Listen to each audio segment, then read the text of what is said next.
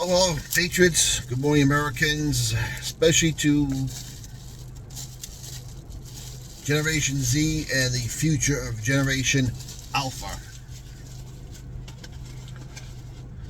As I've been doing this series on financial responsibility,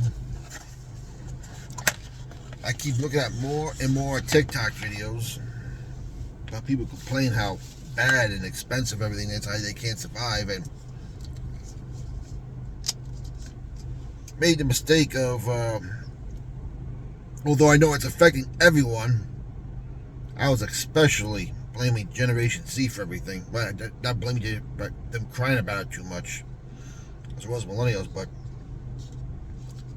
since it is affecting one, I dug a little deeper, and I have found many people from other generations doing the same thing, whether on TikTok or YouTube or whatever social media platform is popular now. And I will ask the same question again.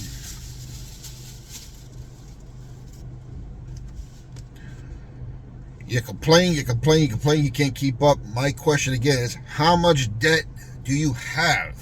This is the one thing these videos never tell you. I've yet to come across one. I'm probably not going to, because to say that would admit that they're at fault, which a lot of people don't want to do, or they're in denial, or they're just frustrated because of their life decisions. Hey, I get it, man. We've all been there. No one's perfect. I'm certainly not. I've made my share of mistakes.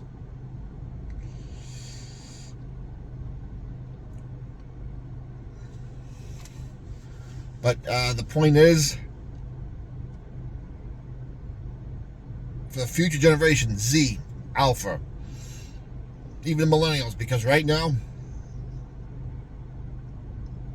we got to stop this battle between, well, my generation is better than yours and your generation did this. Listen, we're all in this together. All right? Here's something for everyone out there. I'm Generation X, all right? As Generation X people, I still need you millennials. I still need you Generation Z. And I need you Generation Alpha to do well. I need the baby boomers to continue to do well.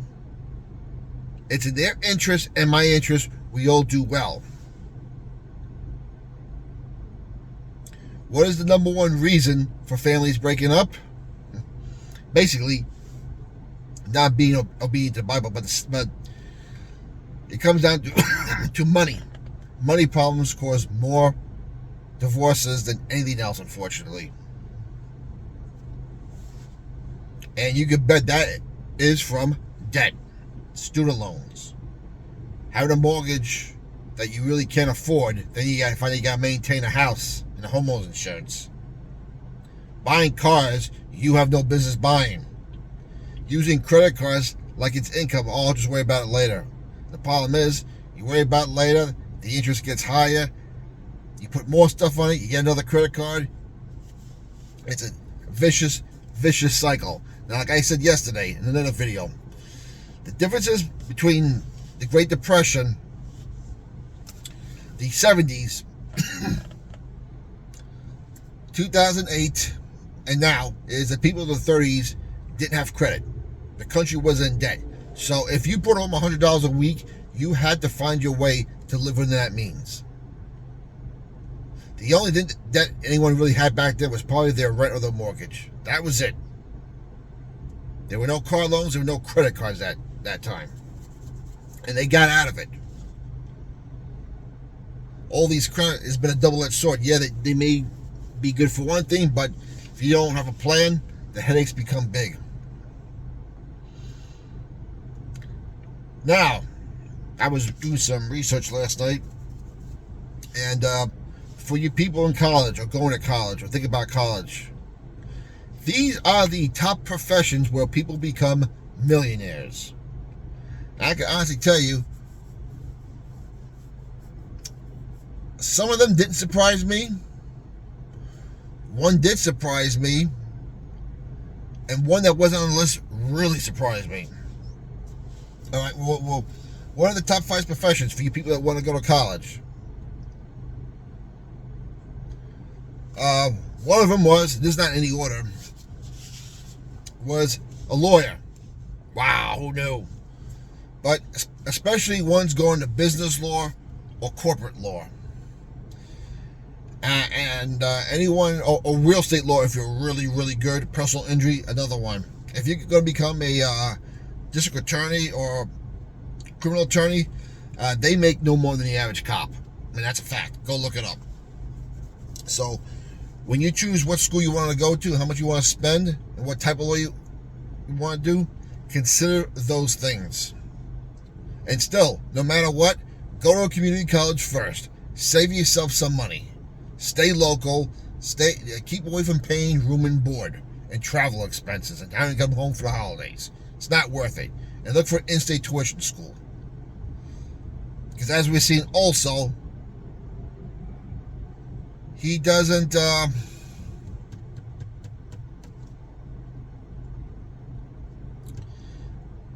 lost my train of thought now.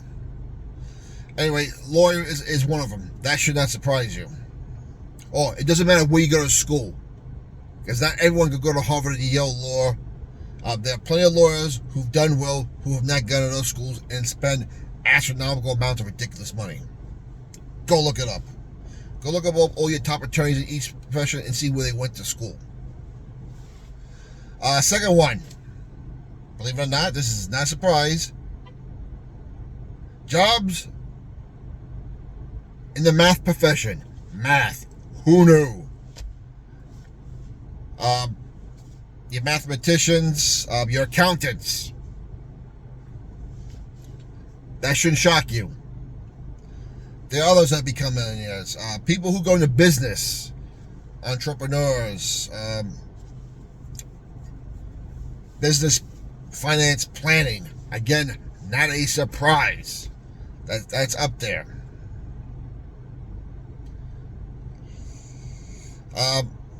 This one did surprise me. School teacher. School teachers have a tendency of becoming millionaires. Who knew? And the other one, real estate developers and real estate planners. Those are your top 5. Now, the one I thought for sure would make it on the list that wasn't on there, doctor. Now, although they're on the top 10, I figured they would be a shoo-in for top 5. But doctor and medical professions are not. Why?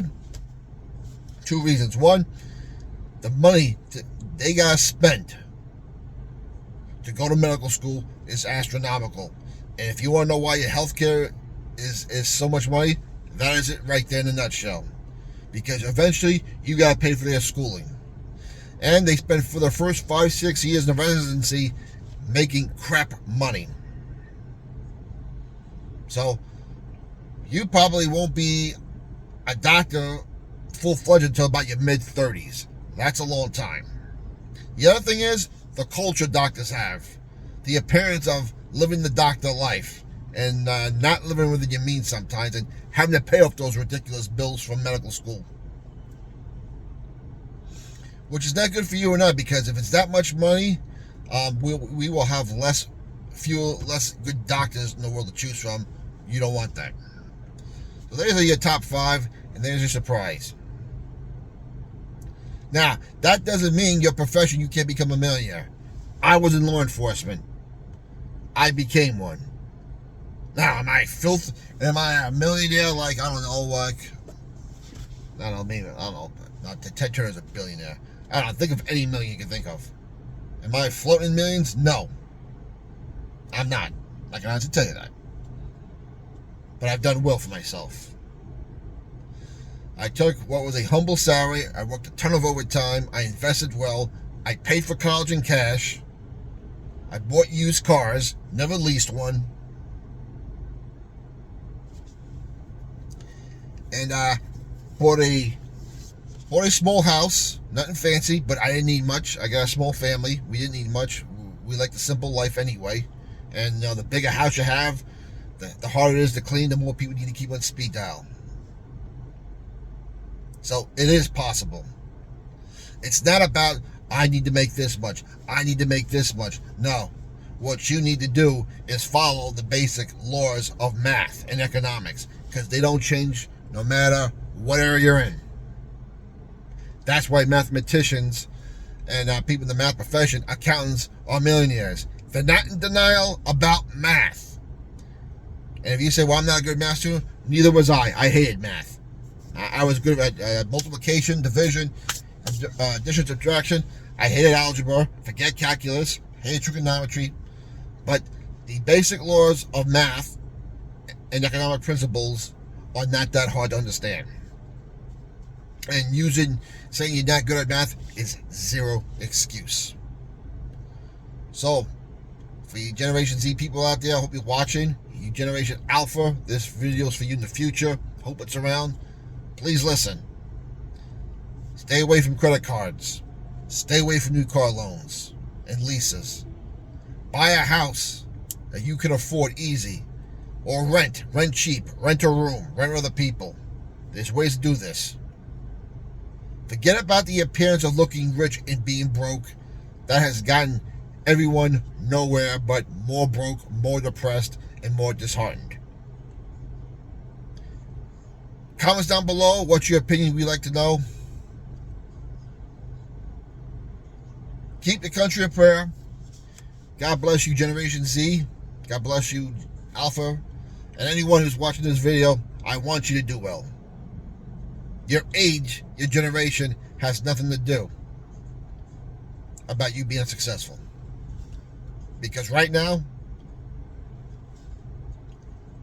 the economic principles still apply the same to everyone.